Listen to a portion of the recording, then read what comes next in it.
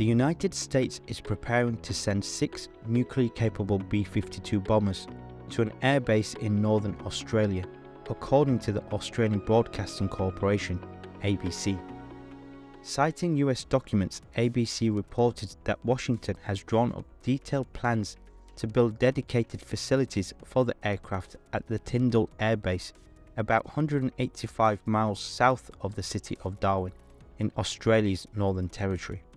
The Australian Department of Defence did not comment on the report, but the US Air Force told the broadcaster that its ability to deploy bombers to Australia sends a strong message to our adversaries about our ability to project lethal air power. Analysts told ABC the move was a warning to China amid fears it could invade the self-ruled island of Taiwan. Having bombers that could range and potentially attack mainland China could be very important in sending a signal to China that any of its actions over Taiwan could also expand further, said Becca Wasser from the Center for New American Security. The long-range heavy bomber has been the backbone of the US Air Force and is able to deploy both nuclear and conventional weapons. Imran Khan, Pakistan's ousted Prime Minister, embarked on a week-long march through Pakistan's largest province of Punjab to the capital, Islamabad, hoping to whip up a large enough show of support to topple the government of rival Shahbaz Sharif and force early elections. This long march is the latest gambit in Khan's efforts to stage an unlikely political comeback since his removal as Prime Minister in a no-confidence vote in April. Events, however, escalated as an assassin fired upon the convoy carrying Imran Khan, who himself was injured in the leg. PTI Secretary General Asad Omar claimed in a video message that Khan suspects Prime Minister Shahbaz Sharif, Interior Minister Rana Sanaullah, and intelligence official Major General Faisal Nasser was responsible for the attack. The shooting occurred in the context of Khan's renewed efforts to regain power since his ousting after he fell out of favour with the country's military leaders.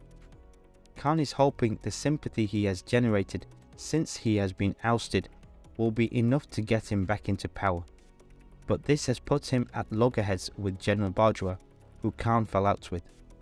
The shooting risks sparking more violence in the coming days, and more broadly will stoke political instability that weakens the Sharif government. The oldest inmate at the United States-run Guantanamo Bay detention facility in Cuba, Saifullah Parasha, has been released after nearly 20 years of detention without trial. Businessman Parasha was arrested in 2003 in Thailand and accused of financing an armed group, but he has maintained his innocence. In May, the US approved Parasha's release, concluding only that he was not a continuing threat to the US. Like most prisoners at Guantanamo, Parasha, aged 75, was never formally charged and had little legal power to challenge his detention. The secretive US military prison was established in the wake of 9/11 to hold suspected Al-Qaeda members captured during the invasion of Afghanistan in 2001. But of the 780 inmates held during the US so-called War on Terror, 732 were released without charge. Many of them were imprisoned for more than a decade without legal means to challenge their detention. A coalition led by the right-wing former Israeli Prime Minister Benjamin Netanyahu has won a majority of seats in the Israeli parliament.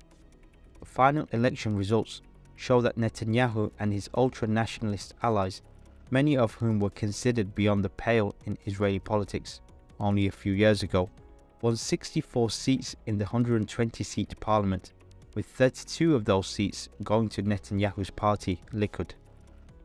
Israel has now had 5 elections since 2019, and various coalitions have failed to last or failed to agree on power-sharing deals. Benjamin Netanyahu, who was in power for 12 years from 2009 to 2021, and who is on trial for corruption, will be invited by Israeli president to form a government. Netanyahu is part of a far-right coalition that includes Itamar Ben-Gvir, who has called for Palestinians disloyal to Israel to be expelled. Netanyahu will have 28 days to form what is expected to be the most right-wing Israeli government in history.